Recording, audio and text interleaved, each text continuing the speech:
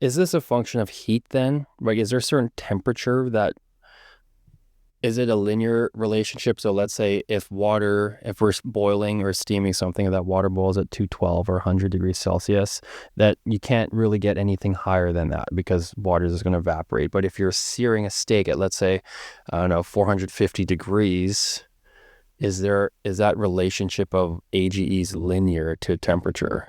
So there's like three factors. It's temperature, time, and moisture.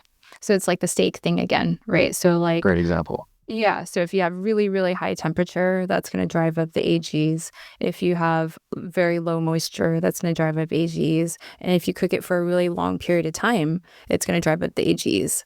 So Low moisture. low moisture, Okay. right? So that's why the water-based cooking is really great. The acid marination to a degree is also good.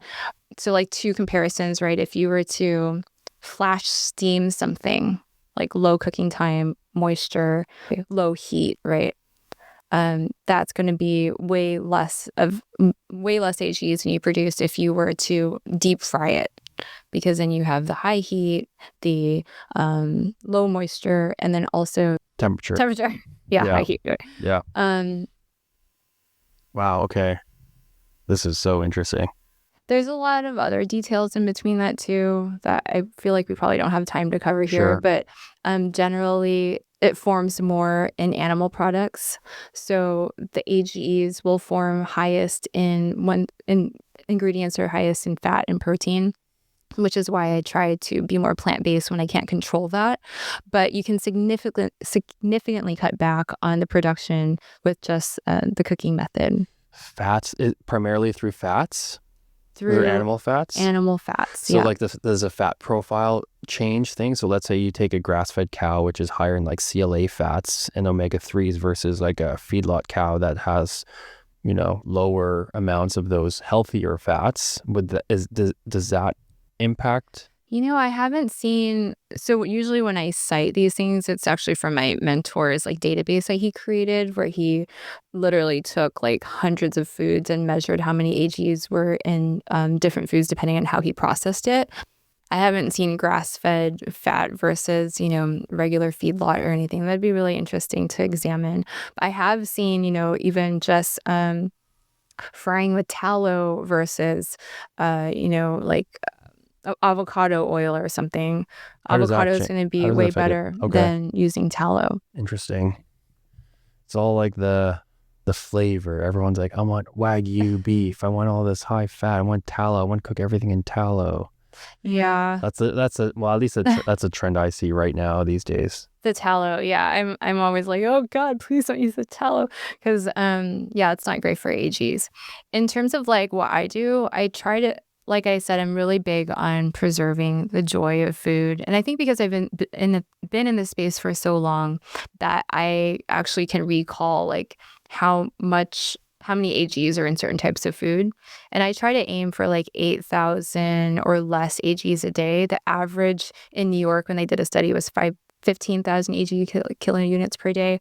And I'm kind of like able to calculate that. But for the most part, if I just eat like a water-based diet, I feel like I'm always well below that, whether or not I'm eating only plants or plants and plants and animal protein. So I think the cooking method plays a huge role. For the most part, if you're able to recognize like cooking methods, you'll be able to hit that. And so I try to just go for the 80-20 rule. Like I still will eat out, I still barbecue, but I just use things in my toolbox to kind of mitigate that. And every time I've done an audit of my diet, as long as I'm using those measures, it's well below the number that I'm trying to aim for. I think learning about this and having this conversation, in my general philosophy with kind of food and health hacks and approaches to being healthy, instead of thinking about like what I'm going to be missing out on, like if I don't eat French fries and barbecue and deep fried foods anymore, but kind of having a mindset shift on enjoying water-based cooking methods and food that's been cooked with water-based cooking methods. Like one of my favorite dishes of all time is oyakodon, which is Japanese So chicken and good. chicken and egg. Yeah. And you essentially do that in boiling like a stock and a Yeah. seasoned stock. And that's literally one of my all-time favorite dishes. Hainanese chicken rice, again, top. So good. So good.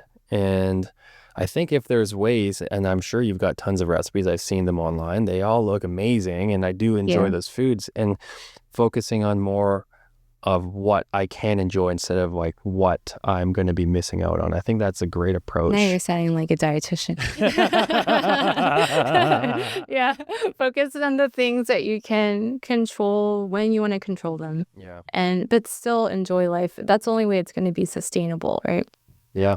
The thing that I tell people, and I try to make this message across in my Instagram too, is like, I'm like such a lazy person in the kitchen. And actually, water-based cooking is like super easy, and it's like the ultimate lazy girl's way to cook, because I just make one stock and then I just use that to do everything, and it ends up tasting really great as long as you have a flavorful stock.